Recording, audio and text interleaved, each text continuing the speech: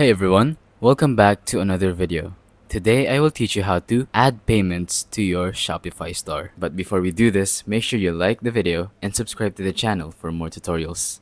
So this will be a pretty simple tutorial. All you have to do is locate the settings icon at the bottom left corner of the screen. Once you're here, just simply tap on payments. As you can see, I don't have any payment methods. So just simply tap payment method and then click on the search bar. Now you're going to search for whatever payment method you want. For example, PayPal, all these other payment methods, your cards, or whatever you have.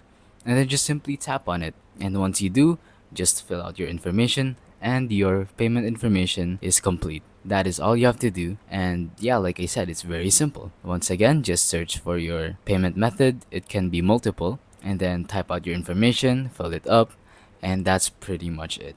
So I hope you enjoyed this video. Make sure to like, subscribe, and comment if you have any questions. Thank you and goodbye.